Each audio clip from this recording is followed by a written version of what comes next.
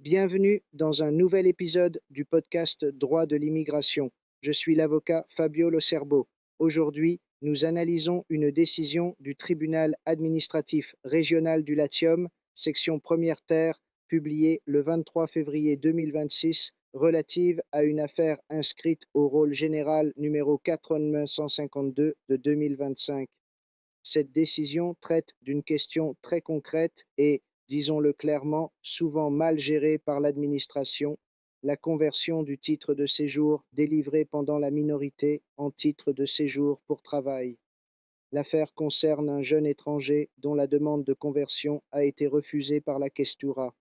Selon l'administration, il n'avait pas participé pendant au moins 2 ans à un programme d'intégration sociale et ne disposait pas de l'avis prévu par l'article 32 du texte unique sur l'immigration. Le tribunal intervient de manière nette et clarifie le cadre juridique.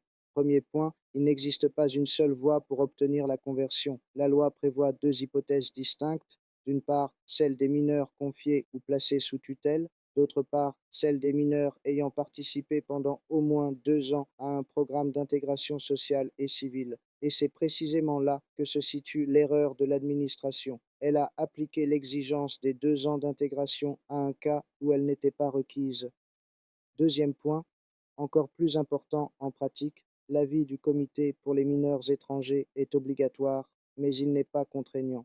Et surtout, il ne peut pas constituer un obstacle automatique au refus. Le tribunal le précise clairement, le retard ou l'absence de cet avis ne peut être imputé au demandeur. Au contraire, c'est à l'administration qu'il appartient de l'acquérir d'office dans le cadre de la procédure administrative.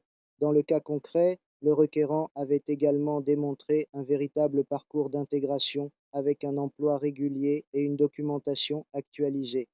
Malgré cela, l'administration a adopté une lecture rigide et formaliste de la norme, et c'est là le cœur de la décision.